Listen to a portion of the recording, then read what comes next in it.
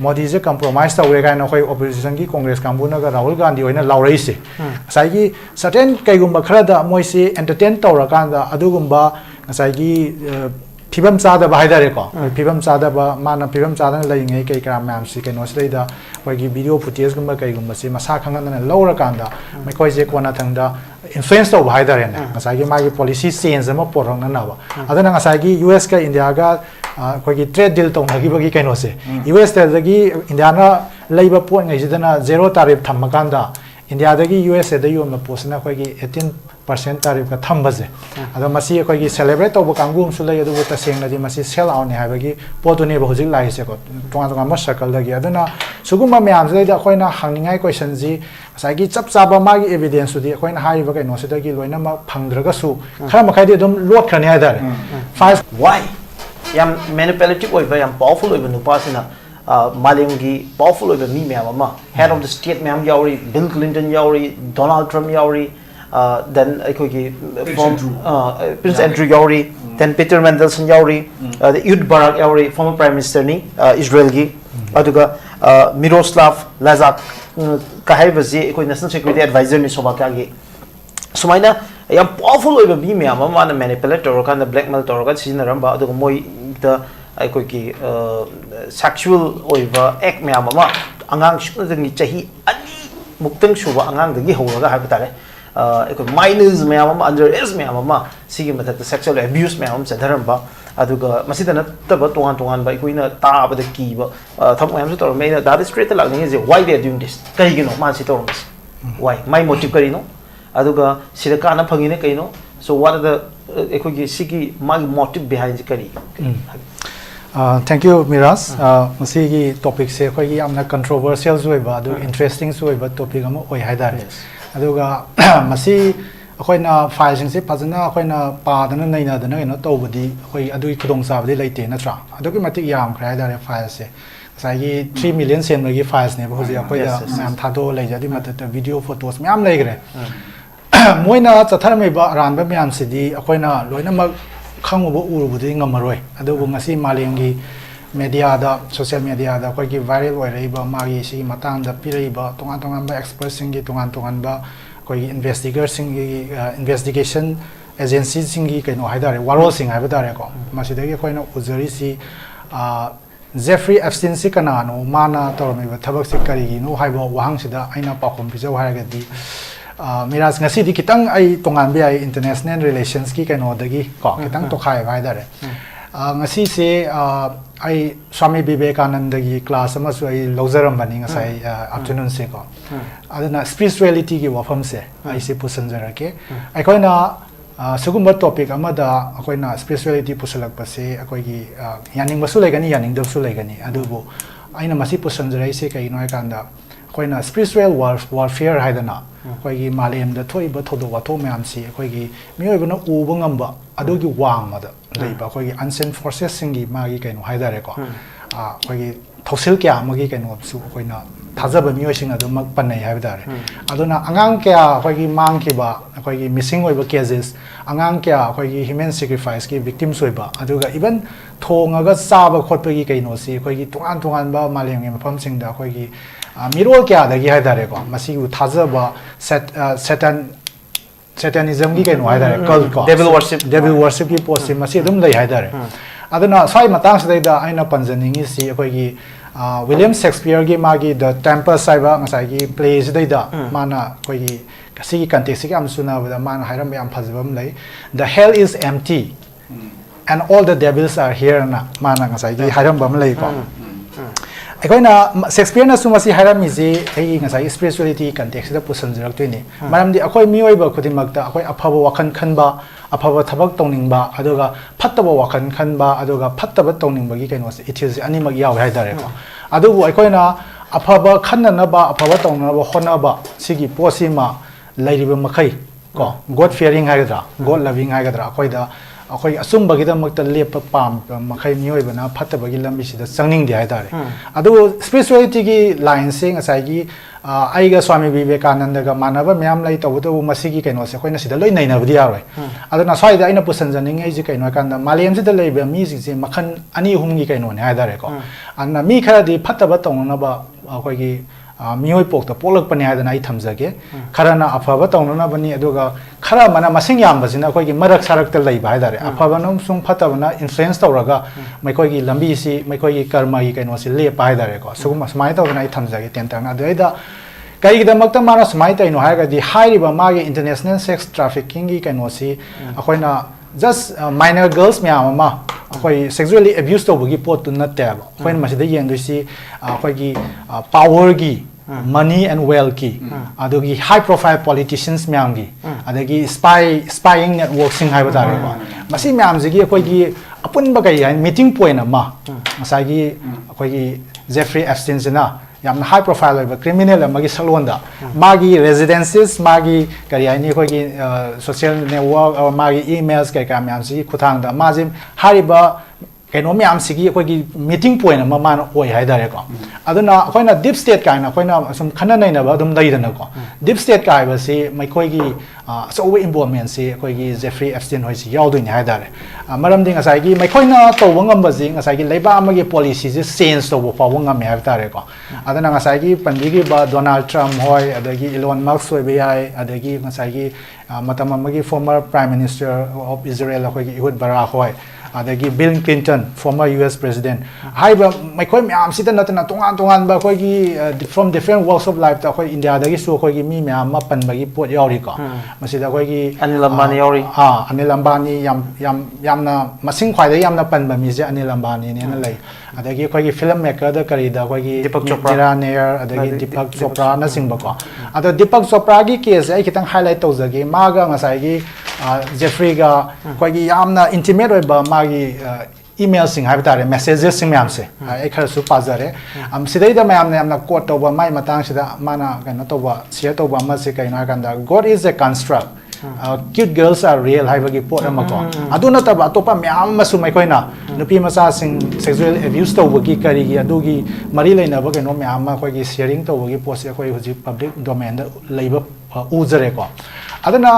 hariba Indian sing wa bia atop wa bia maga nangnaruba maga koi communication koi gi lainagi ba mayam se loina magi phattaba thabak thorom sing se loina mag yawi haiba su koi na haiman ba thokani ma je financier amo oina yamna high profile ba mi moina ngasai gi kayani tongan ba level da ma je thabak torokan da ngasai gi policy changes porakna ba hona ba da the king making ko masing asai gi kanana election ka gani khotani sugum bagi kaino pawdi amna strongly influence to bangamba aduguma misak amasu oi haiba tare aduna hujing yam US ta koi gi yamna charangna ba phibam da laisi kaino kanda matam amada koi gi Donald Trump na magi election campaign manungda asai gi kaino si koi gi Epstein file si masi koi gi release to godamni ga na koi gi my election campaign mong yam kanna kaino tawramme ba ko aduga marak amada mu ma na asai gi koi gi kara matung sidai da Epstein file si koi gi Democrat kambu gi hoax ni Democrat party na ngasai gi leidana koi gi just kaino koi gi politically advantage low na ba madugi moi gi mingsa thina na ba da maina sagat pa oi da ba dugum kaino mani ga hairamine ba adubu ma na ngasai gi ek ama smai to na November 2025 da smai pass to gi badagi USA gi kaino lenga sina thadora ini aduna hujik laiba poti ma masa gi oina di hujik denial nga tani na tra US president Donald Trump ngi ju adubu ngasai gi mayam public domain da laiba kaino myam se di videos di photos aduga magi emails ama kai hani ko si myam se di circumstantial evidence aduga tongan ma ko gi amna thajani ngai oi ba evidence ki amana di Donald Trump se ko gi misam moina haibadi maga Epstein ga lainai ba mari je ko gi isam chamba ko gi friendship ki kaino moina low ya ta ba phibam su lai haidare aduna ngasai gi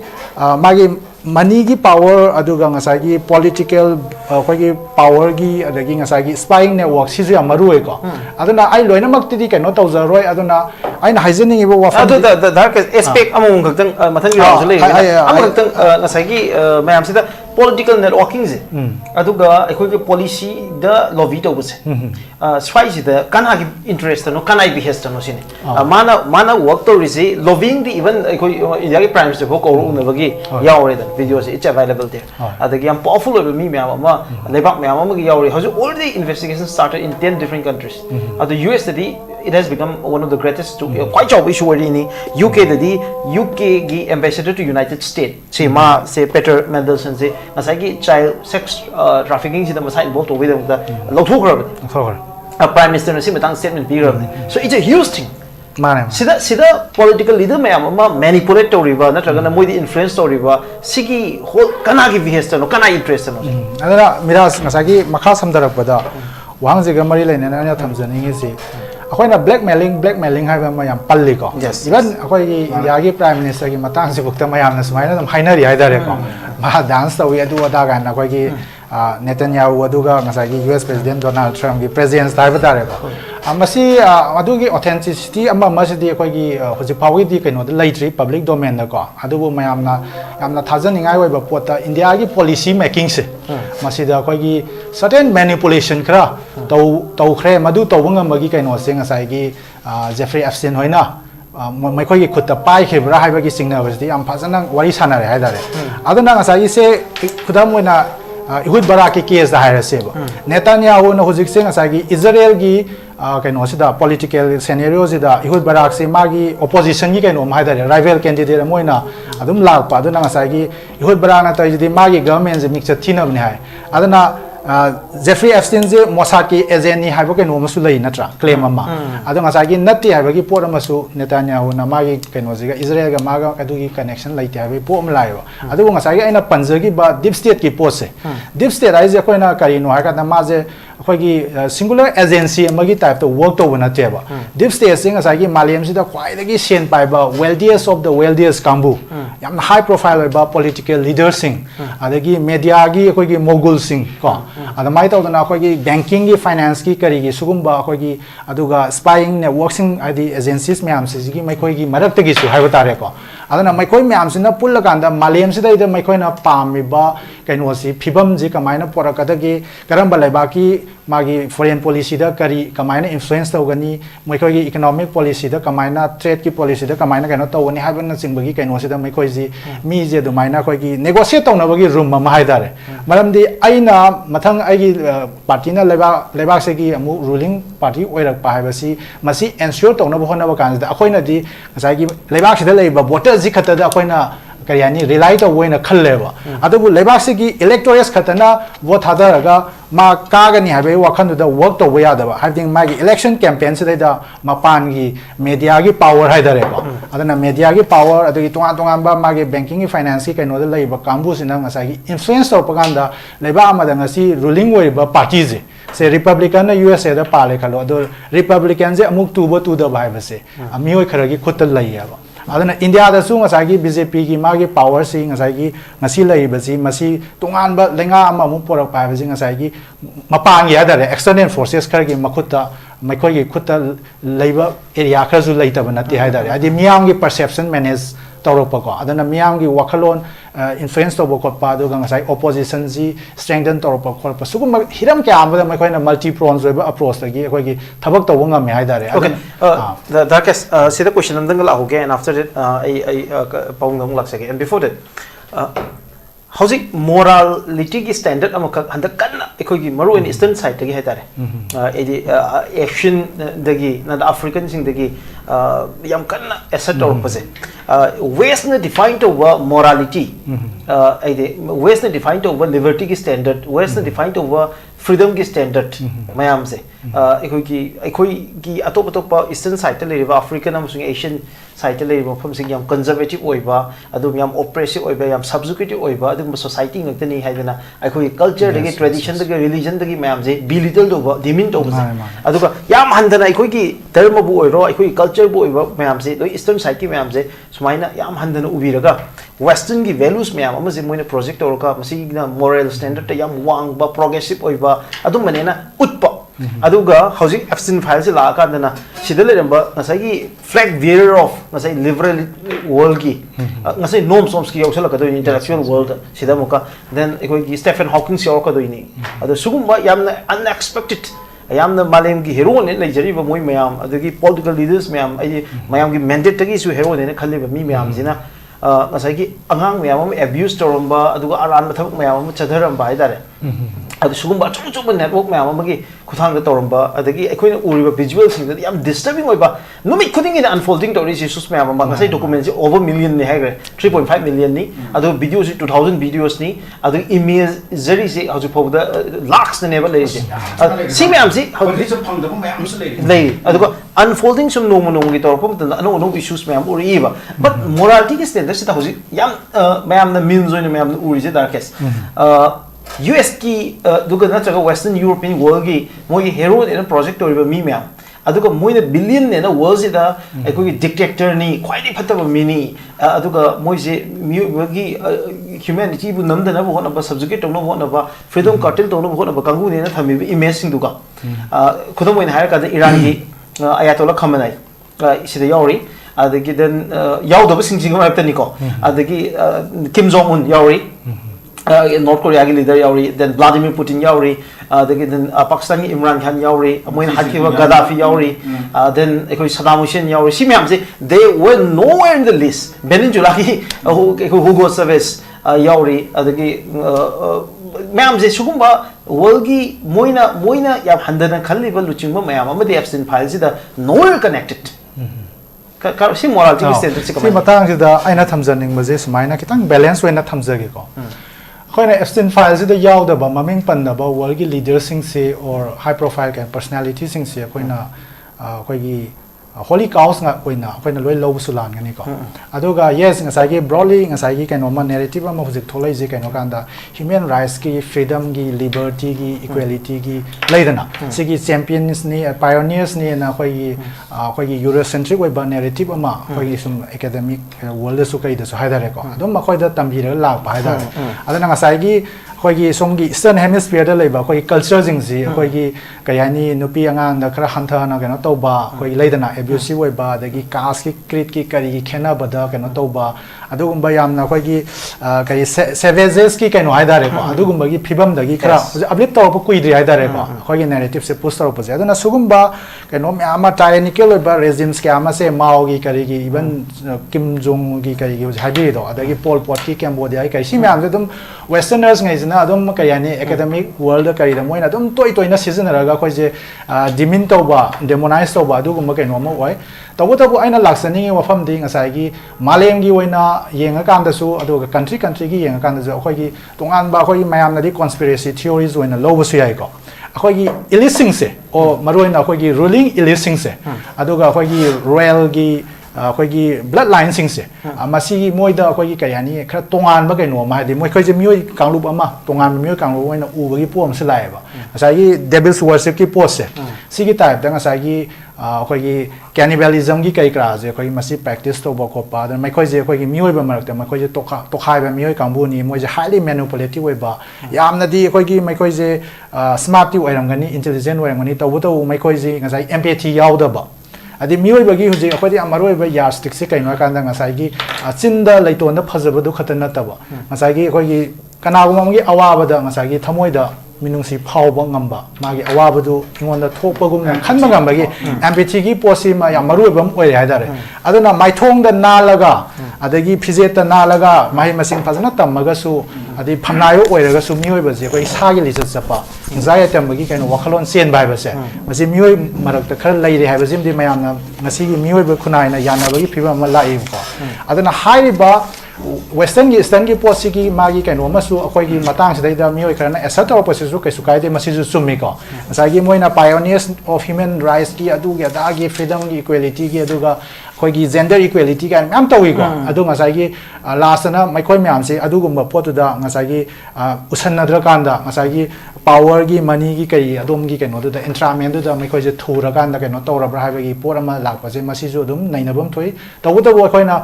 Epstein files the maming pandre se Dalai Lama pale Dalai Lama se ju mi khana singna ba mieng de yeng ni tawu ta bo khoi gi aina ma defend to ba yu wafam de na te Epstein files the maming palama mi khodi ma khoi na aram ba lambi da chalaba oina loba su lan gani ko adi mai context to tongan tongan ba phibam da pulubu eram be ai haidare ko maram ding sai haijar gi dunia ko na sida yaw je money gi power political gi power adagi ngasai gi drug trafficking gi yaw ngani sex gi yaw re adagi business gi dealing sida moi de banking finance gi world da mai ko na tori ba dealings myam sing ngasai gi mal masa se so financial money yes aduna ngasai gi even man india da gi ko gi mera na ya roi kari hoi adagi kasyap kaina yaw ri myam se mai ko je taseng na kan da ngasai gi moi film gi kari gi da khoi gi finance gi kari gi mateng keno to bogi sangu bu su oiram be ai natra natra gana adu ba tonga tonga ba ma gi friend circle du da pulura ga ma gi su kai gumba kana ba kai gumba khara phangnana ba gi adu mai influential ba circle du da sangu bu su oiram be ai to u ta bo khoi na ngasai gi madu da yaw da ba mi khodi maksina tharabani aduga maduda palamba mi khodi maksina loina ma ngasai gi phatabani haidana adu mai na yamna khoi gi black and white is supposed to lang ani na okay thank you very much yam marik chumna I mean critical observation IPB because couple of issues Bill Gates number 1 very interesting Prithvi the richest person on the earth for one of the longest time ne like in modern world madan sang na khwai pisa pai nupa ma oirapa nupa ma khak se mangoda allegedly emails me amada moin blackmail to woman ba magi extramarital affairs me amada like bagi ko tibi offer me am putu ga Epstein like mangoda threat to woman do offer me ama that may possibly magi mangoda gi pisa me ama ko gi donation to hai bagi madung bagi objective to man offer me am yaure sigi Bill Gates ki issue kamai I miras particularly Bill Gates ki kaino se in detail study I kaino khangja dre ko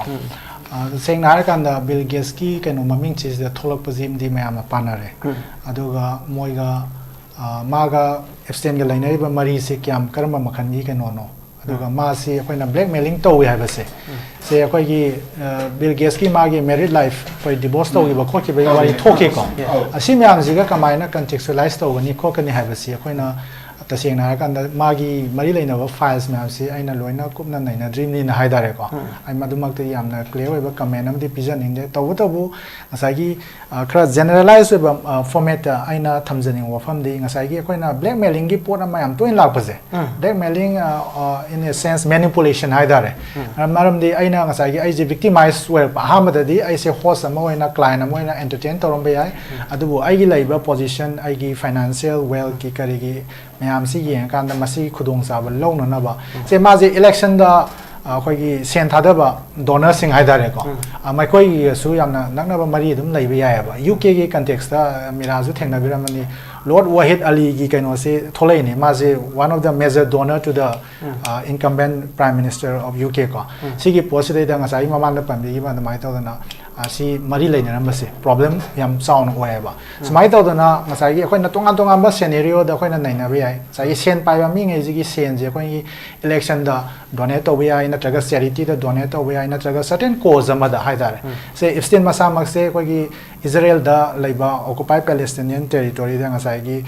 mai khoi gi Jewish sing haidare ko Jewish Jew immigrant sing si gi settlement to hon na ba gi construction building kai ka na to bu da ma je dum finance to ba mi oi ama o hai ba adana ma je Mossad ki angle da khoi na samna ba CIA samna ba UK kamu samna ba khot ba som da ngasai gi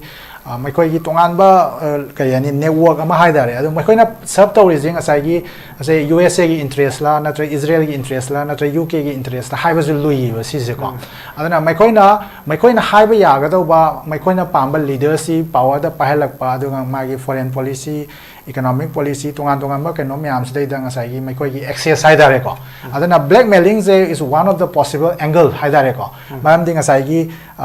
information extraction की सुयाम season अब तक काने है इधर है मरम दिंगा side कोई ना नहीं नरी बा espionage की मागी spying in networks में हम जेगा मागा समना बको परसी तो इधर इधर माजे कोई की double agent ना कोई की multiple agent है बता रहे आई दी मैं कोई का समीना वे अब कांगू सिगा नसाई की मैं कोई जे पुल लगांदा तुंगान बा थबक क्या मशीद ने बाइना नसाई deep state तुम पंजरी से deep state की पोसे मोई की accountability जे कहीं नो लेते हैं वो आई दी मागी loyalty कहीं नो से state अमदा कहीं नो तो रगल लेते हैं ये पूरा मले नहीं ना मागी interest सब तो उन्हें होना पड़ता नहीं बा any situation yes any situation दा अदना नसाई की मागी desires passion अदुगा मागी अनिंग बा पाम goal सिंचे मिट तो ना बा fulfill तो ना होना कांदा नसाई वो जब रोज़ ना थम्बी बा दमाई तो ना नसाई की माजे अकोई की sexual power अम्मा वही है बस दिसुम में मागी sadism की कई को पंबी करे अदना नसाई की kingmaker अम्मा की role हाइडर है को अदना से Donald Trump की एंगल जिंग साइगी Donald Trump yes Donald Trump की एंगल जी मागी इलेक्शन दा करीदा साइगी कैंपेन दा करीदा असो असो बो थौदांग लोब मी मी आमागा साइगी Epstein का जो तुम कनेक्ट तौरी को अदना Donald Trump मसा जिंग साइगी अमुहन साइगी री-इलेक्ट तौर की बजे US की पॉलिटिकल हिस्ट्री दा सिदैदा साइगी जेफरी Epstein की रोल अमा चाउना यावरम मोय हाइबा केसु हाइबे यादे बको अदना कोना थंगदा साइगी लाइव एंगल से माजी suicide नते assassination नि है को political assassination और भी आवेगी एंगल जे कोई वीडियो का जो खरा थोड़ा ही को साइगी मास डेट 10 द सी ना कहना तो बोगी August 10 की कहना होगी नुंगदांग है दारे अदुगी ममांगी नुमिदांग को कोई की August 9 है राजे को सिगी कहना होसे दा कोई की prison cells की मनुंग दा कोई staircase दा कोई काखत की बगी के चौप मा कहना मैम फुटेज हम पुथोरे है दारे सर्कुलेट तौरे अदना नसाइगी मिराज की क्वेश्चन दा particularly कहना तौद्रगसु नसाइगी अखोइना उबया बसी मियोइबगी weakness हाइदारे आइओबिया अमा ओबिया दना नसाइगी weakness दैदा नसाइगी sexual pleasure की कई ग्राद दा ट्रैप तौबिगिबा ओइरगसु बिल गेट्सु मदु म victim अमा ओइरम याई मागी टेक्नोलॉजी की करीगी तौरिबा हिरम दु खतना तबदा मागी जु तोंगानबा मागी प्राइवेट लाइफ अमा लैमिन हाइदारे अदगी मागी नसाइगी माई फैमिली लाइफ मेरी लाइफ से कोई कोलाप्स तौरपगी पोर अमा लैग्रे को अदना नसाइगी सिगी मयाम सिदैदा अखोइना blackmailing manipulation अदुगा इवन अखोई इंडिया प्राइम मिनिस्टर की कंटेक्स्ट जो मैम हाइनबी जे सी ने हाइदारे को कोई मोहन गुरुस्वामी होय कई होय की मागी पोस्ट कई से कोई यामना पॉपुलर होइना कनो तौरिबा मैमना पानारी बसी कइनो आइकांदा मोदी जे कंप्रोमाइज तौरे काइनो कोई ओपोजिशन की कांग्रेस कांबुना का राहुल गांधी होइना लाउरई से साइगी सर्टेन कईगुंबा खरादा मोइसे एंटरटेन तौरा कांदा अदुगुंबा साइगी फिबम चादबा हाइदारे को फिबम चादबा माना फिबम चादन लैंगे कई करा मैम से कनो सदैदा कोई वीडियो फुटेज गुंबा कईगुंबा से मसा खंगना लौरा कांदा मैकोई जे कोना थंगदा इन्फ्लुएंस तौ हाइदारे ने नसागी मागी पॉलिसी चेंज अमा पोरंगना नाबा अदना नसागी US का इंडिया का कोई ट्रेड डील तौ नगिबगी कनो से US दगी इंडिया ना लैबा पोट ngaisidana zero tariff थमकांदा इंडिया दगी USA दा योम पोसना कोई 18% tariff का थम्बजे अदो मसी कोई सेलिब्रेट तौ कांगुम सुलै अदु तसेंगना दि मसी सेल आउट ने हाबगी पोतुने बहुजिक लाइसे को तोंगा म सर्कल दगी अदना सुगुम म्याम जे दा कोइना हांगनिंगाई क्वेश्चन जी साइगी चप चाबा मागी एविडेंस सुदी कोइना हाइबा कइनो सेदगी लोइना म फंगद्रगसु खरा मखाइदि दम लोड खरने हाइदारे फाइल्स कदि म मोय रिलीज तौ होय अदुगा रिजेक्टेड वेबा फाइल्स सु म्याम नि यावसे अदना ngasai darkest म्याम म मुरा इस रिजेक्शन लगा मतलब मांगनबा कोई काइन त पा visual म्याम उहन्दबसु म्याम याव yes yes masi lai puthoro Donald Trump he has been mentioned more than 1,000 times अदुगा visuals ma'am उ यावरे मा वफम अंतंग पंजौगे नसाई आइना हाइजकिबदा अखोइगी मांगी युमसे मची खुदिम कैमरा सेक्रेट कैमरा मैम थम्मी हाइसे मदुगी लौगिब रेकॉर्ड मैम से रेकॉर्ड सिंगदो करम मौंदा थम्बनो लेबनो हाइसे होजि फमुंगम दे अदुगी रेकॉर्ड सिंगदो होजि से पूरा मिसिंग नेबा अदु कराना पाइरिबनो FBI ने पाइरिबरा कनान पाइरिबनो हाइसे नत्रगना अखोइगी मोय मसामकना कोई मोइन सीडिंगदा मान मासे फादिंगदा माहनग्रबा कदाय सख्रबगे कनादा पिखर कमाय तबनो हाइबदो हजिबु खंगमगम म हजि मिस्टरी अमने सिगा मरि लेनाबदा आइना कितंग पंजनिंग वफम अमना साइगी तोंगान बा लेबा क्यादगी यामना हाई प्रोफाइल ओइबा कोई business tycoons तगी कई गई को कोई innovators सिंग कोई याम यावरे political personalities कई करा म्याम अदो ngasai लुरे वफम जे हुजिक मा जे सिगरे बको मा सिगरे सुसाइड नि हाय नत्र assassination नि हाय दो मा दे सिगरे मा ना extract toromba data hayotare sagi video footage wagera ama wagera email sikagi sigi mayam sigi kaino dagi ngasai public domain da hojik thadore ba pose sidi mayam na access to ba yarani adubu masina taba mayam adi aduni secrecy waina adu lahen gi do ba pot khadi lai grani lekhani longai na 6 million muki files wayena ai thina jaiba ko adu ngasai gi miraj na pan ba hojik paw da 3.5 million samu si release to rakre ba hojik paw da adu lemhori ba kambu sidi moi tawroi haibagi pot amada hojik se layeba ko aduna saigi leibak singji marakta akoina uda bje ngasai leibak singji marakta tawnari ba tonga ba secret negotiation mayam sai ke smaina round table da phamina ga negotiate to na taba sigi round table da negotiate to na trade deal boiro amma boiro kagi khuju khulai leibagi boiro leidana ko tonga ba russia dei oi leiga no koi de lei hai iran je kamai to jige anything smaina naina ba mayam sing ngasai regional security gi national security gi adegi ai vote kana ba koi republican party langna ba smaina tonga ba mayam to ba sida ngasai gi akoi gi kari ai ni akoi gi mai ki pot myam si akoi da loina khangan ba ya de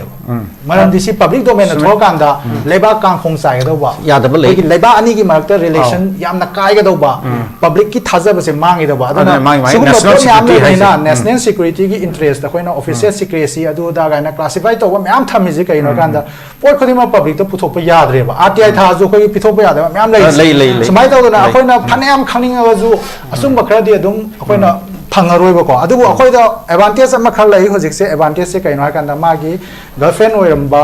koi gi magi maming je Ghislaine Maxwell hai adu magi pronunciation je ko Ghislaine hai ba su yai adu Ghislaine hai ba adu mai ani mo kaino oire ba adu simagi sigi girlfriend oiramba nupi se ma je hojik se koi gi investigation ma sa thadori ba ma je one of the key accomplice amo ma se official tam pi gare mangonda gi khoi information kya ama phangba ya bagi khudong sa bu di ai adu ma de khoina hope to ba yai adu bu khudi mak te khoina phangaroi maram ding asai khoina khangmina ba sidai da lan thum pamba senjau pai ba oining bagi wa khatana ta bada ma se khoi gi pathological liar mani habi gre ko megalomania mani habi gre ma je narcissist ama soidana oigani ma adagi ma je espionage network siga yam phajana mari leina na thabak to bami oi ama oi aduna ngasai gi sugumba kaino sidai da mana secret cameras me ama thamba ko pagi toise sai akoina pilot diplomacy ga hainai ko miras ko sai international relations da akoina pilot diplomacy ga ma sidi as all technique ne haida mi ho wol dagi ningthau jing akoina matrimonial alliance ga haida na masa no pi ningthau gi mana phalang na the ha do ma sem na ta ba sai gi kana gumba leader ma leba ma gi leader je la pagan da mai koina masak ma to phajabi model ama hire to kan da mangona gi information extract to na ro khona ro pa aduna pilot diplomacy ga dum ba aduna ngasai blackmailing do katana ta ba ko miras ko koina ngasai maga kana gumba lebang gi leader maga ko gi yamna singnaninga we phiba amada video namma ko photo namaga adu nang viral helaga di sumai tawni aduna nang sigumba kana da decision du sumai low ga na ko gi influence to bose mani pure to bose sigi posi katana ta ba da ko gi mi magi apamado pira kanda ngasai gi mana lebak to gi interest ta tawam thokta ba thaba bokta tawba ya bagi hadi decision je mana leader ni na law te mina ko sugum bagi pot mi ama su ngasai gi espionage network sina khoi dum chathada ba na te haidare ko dar case ngasai gi Anil Ambani gi case particularly Anil Ambani gi case si India gi context ta khoi gi yamna serious oi base hadi yamna intimate oi ba message me ma adigi nupi phaw ba arrange to gi supply to gi adugi wakhum me am yaw re mabani gi email sida and another part china akhoi na sai ni ne ba de khari ahu do ba akhoi gi nom chop si ai malem gi miyam na khwai de gi yamna regard to na riba akhoi gi asai gi champions of asai gi human rights ki liberty ki justice ki adu mu pa ham ne ga na mayam na uri ba mi sakse Jeffrey Epstein ke am close oi ba mi mu do le ba kamai ani case Ziki ahan bagi se Anil Ambani gi se ko aina thingna jaba da hoji pawa da Anil Ambani gi case Indian sing ji gi mar ta khwai de si mang le Anil Ambani ma ban khala message khwai de gi masing yamna asai gi Epstein files da panba Indian na ma har ga di Anil Ambani se oi ba absolutely Anil Ambani gi madam da ina yamna kumna khango ba laite to bu da ba khoi mayam na khangna ri ji kaino kana ma ji koi gi Mukesh Ambani gi manaupa ko Dhirubhai Ambani gi masanopa to mani tabuto ma business ki fields daida mana kan hona jara mo ganda ma je koi lekha ta gi ba mi oi mo oi haidare aduna ma ga ngasai gi Epstein ga wari sana ba gi kaino sidaida messages kai kara sida ina thengna jara puda माजे कोई सेन थुम खर पांबगी हाइदि मागी कई हानि कोई financial के नोहाइदारे सोखिब फिबम से सोशनगी फिबम से मसी खर हंकननब मागी कंपनी कई ग्राजे कोई रिजुविनेट तौनब हाइब तारे मा सेन नोंगी मतें खर पांबगी पोट खर अदुमाइना तौई अदना ngसाइगी सिगी मतंगदा आइना ngसाइगी पंजनिंगी जे ngसाइगी अखोइना मागा नक्सनरुबा मी खुदिमक से अखोइना तोंगान तोंगानबा मियेंदगी अखोइ येंगबा मसु मथौ ताइ तबु माना ngसाइगी सिलिबा पार्टी करी करा मागी रेजिडेंशियल साइडारे को सिदैदा माना होस्ट तौरिबा मागी क्लाइंजिंग हाइगेरा होस्ट हाइगेरा को कइनो म्याम सिदी अखोइ होस्ट है अखोइ गेस्टिंग विजिटर सिंग सिदी अखोइ तोंगा मखन की मी सिंग नि हाइदारे अदना से नोम सोमस्की की मतांदा हाइरा कांदा अखोइ दजु ngसाइगी नोम सोमस्की जे ngasi बाउदा अखोइने यामना इरासबा दुगुबा अखोइगी पब्लिक इंटेलेक्चुअल अमा हाइदारे मालेंगी वेना तांगबा मिसक अमने अखोइ लौजरी नि हाइदारे अदो मागी नुपी की साइड तगी मोइना माना सेंगदो वारोल हाइदारे को ngसाइगी मागा माइना नक्सन रबदो अखोइना सेक्शन लौदबदगी कइनो थोकपनी हाइबगी फॉर्म लई अदुबु माना ngसाइगी मार्च 2005 की दा ngसाइगी पाम बेस की कइनो दा केस अमा आम बै लाखिबै दो अदुगी मतुंगदा ngसाइगी मागा पुनगिबगी पोट अमा लाकपनिना सुगुम्बा करी हाइनी कोइगी माइनर गर्ल्स सिंग दा सेक्सुअल एब्यूज तौबगी सुगुम्बा कइनो दा सेनरबा अदुगुम्बा एक्यूज पर्सन अमागा नोम सोमस्की कइदोबगी लेमिनै दिनो adi karino what was driving him haidare maga kai si positive debate tawgi pose ai thenazare bako adu magi no pigi site ai di madu koi gi kayani koi gi judgment da soi gi haidare ko adi siguma mi jiga ai ga naksana ba hona de haidana kana go ba koi gi yam section jaba mi ma di koi gi dice ta kana kana famina ji hai famina ni hai ba ji buk to yamna maru hai haidare ma phama ga ai phama tal li ga na ko ai do ji kena koi gi wakalon mana da wi ni khang de personal ego gi ni khang de ko sumai taw dana nyom somski gumba yamna masak nai ba mi amana adugumba koi gi sexual offense ki kaino da senaraba mi amaga maga naksanarije ma kari maramdagi haidare ko mana tawrubano haibaji clarification si masi nomskonsi di madi phibam chadana laigre ko aduna ngasai phangaro adubu chingdaninga warol di adamai tawdana mayamna hangnari ko adu ngasai gi conclusive oi ba kaino di aina magi matang sida di pizza bangamoi tawuta bo khoina ngasai gi tongan ba mieng dagi yenga pakanda mana ngasai gi nupi masa myam amagi kaino se mana sexual abuse ki pose tawram ni na trap tawram ni na ngasagi pyramid scheme ki time ni haisi ngasagi angang nupi masa mana kaure kan do mathang kon mane sen hena pi gani hada mo tips se sum pi ra kan da mi je hena pusalai khudingi pusalai ba angang ida ma son sen je hena pi network check to haida re ko pyramid scheme ki type to ai yaw ra ina mi amu request to sala kan da ai makha da yawa mi do gi kaino da ingon da sai gi kaino bonus phang ba gi type da so ai sam to bane adu na ngasai gi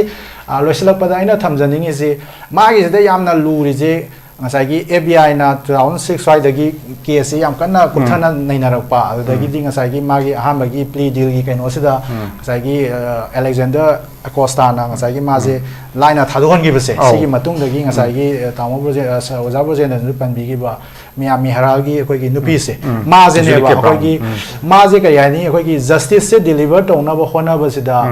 ख्वाइदगी चौबा मसक नाइब role अमा लौइ कोइगी जुली brown सिने Miami Herald गी को Florida state की केनो तो बसिगी Miami Herald सिगी माज investigative journalist अमनी माना यामना कुपना थिजलपदुना about 60 मु हाइब्रा केनो का about 80 stories माइना माजे कोइगी मागी victim side dare oh yes IT victim sigi manung da IT di mana identify to bunga me but 60 mukti interview to adamaina mana 60 muk se mana personally assess to kan da ko mai khoi je unar kan da yamna sang na magi investigative journalism ji da khong thang jala matung da ne ba asai gi 2019 da kano pha doi ji ko ma je mani perversion of justice ki kano je ma lai story oh adu like to phone 2008 tingi November side gi ne ma na thado pa hore je koi gi perversion of justice ki pose ko kona ma 2021 da ma lai oina puthokre adonga sai gi ma gi role ji amna sawi tabu akoina khamin na ga da si kai no kan da ma ji hai ba mioi jing jina just adumaina nupi masa jing koi gi sex trafficking to kan da ma na ju victimize so ba ma gi